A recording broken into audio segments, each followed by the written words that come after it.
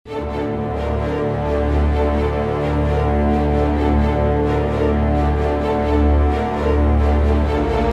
pemikiran yang terjadi pada dekade ini sangat terasa di tengah-tengah dunia Islam.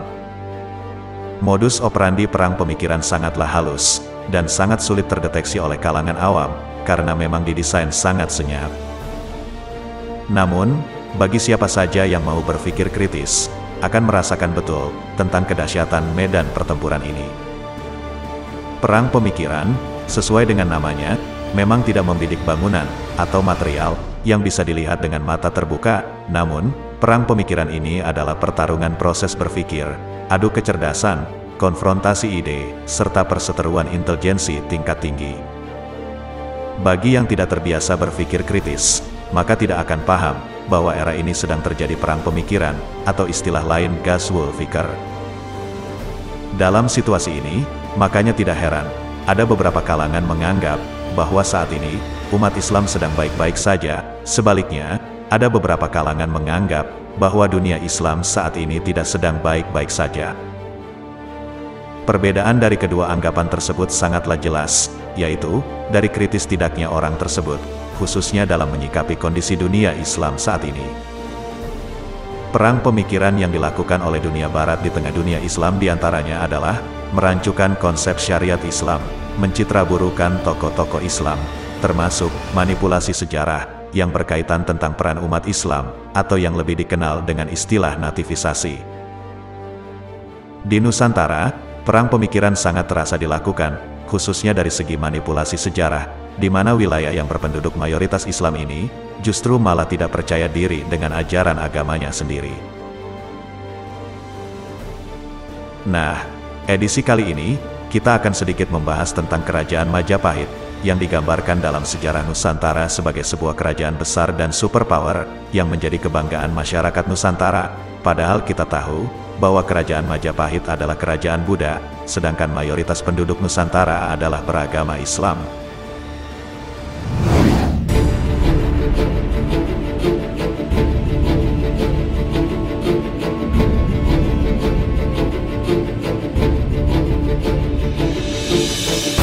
Kita tentu sangat familiar dengan apa yang pernah disampaikan oleh Muhammad Yamin, bahwa Majapahit itu berhasil mempersatukan seluruh wilayah kepulauan di Nusantara, setara Indonesia sekarang. Hal ini kemudian diglorifikasi dengan kisah kepahlawanan Patih Gajah Mada yang mengumandangkan Sumpah Palapa. Padahal, menurut National Geographic, hal tersebut salah besar, baik secara de facto maupun de jure.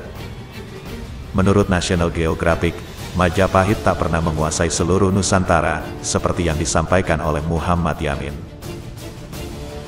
Karena kenyataannya, Majapahit hanya menganut sistem Mandala, layaknya NATO masa kini.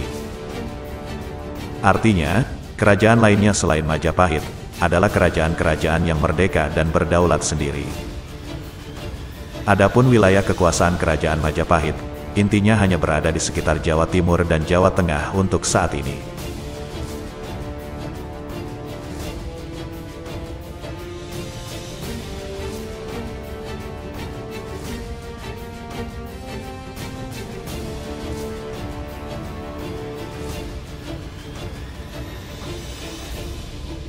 Termasuk juga gambaran patung terakota yang menggambarkan sosok Gajah Mada yang berambut ikal dan berpipi tembem. Setelah diteliti lagi oleh arkeolog, ternyata sosok tersebut bukanlah wajah Patih Gajah Mada. Perwujudan wajah Gajah Mada itu adalah pecahan keramik dari era Majapahit yang merupakan sebuah celengan. Siapa yang mengklaim bahwa celengan tersebut adalah wajah Gajah Mada? Lagi-lagi Muhammad Yamin yang menemukannya ketika mengunjungi Trowulan, Mojokerto, Jawa Timur. Saat itu, dia mengunjungi Trowulan untuk melihat lokasi bekas kerajaan Majapahit. Begitu tiba di Jakarta, Muhammad Yamin yang memang tergila-gila dengan Majapahit, kemudian memerintahkan seorang seniman yang bernama Heng Ngantung untuk melukis wajah Gajah Mada berdasarkan celengan yang ia temukan. Celengan tersebut secara resmi ditetapkan sebagai wajah Gajah Mada ketika Muhammad Yamin menjabat sebagai Menteri Pengajaran, Pendidikan, dan Kebudayaan pada 1953. Sejak saat itulah, wajah Gajah Mada masuk kurikulum pendidikan, dan muncul dalam buku-buku wajib yang diajarkan di sekolah-sekolah. Bantahan atas wajah Gajah Mada dapat kita temukan dalam ulasan Agus Aris Munandar, arkeolog dari Universitas Indonesia yang juga peneliti Gajah Mada. Menurutnya, patung Bima dan Brajanata lebih mewakili sosok Gajah Mada. Bagi umat Islam di Indonesia, penggambaran kejayaan peradaban Hindu-Buddha memang lebih membekas. Walhasil, umat merasa kerdil, Islam yang muncul di negeri kita sejak abad ke-7 Masehi ini, dianggap tak memiliki kontribusi besar. Mengapa semua ini bisa terjadi di Nusantara yang notabene-nya mayoritas Muslim? Jawabannya adalah berhasilnya strategi nativisasi.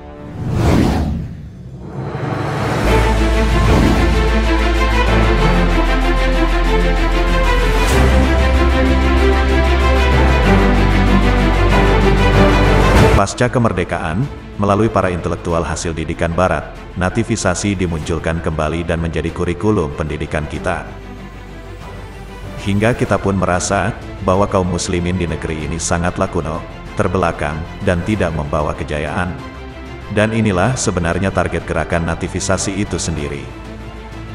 Sebagaimana yang disampaikan oleh Theodore Chwelerian, Near Eastern, dalam bukunya Culture and Society.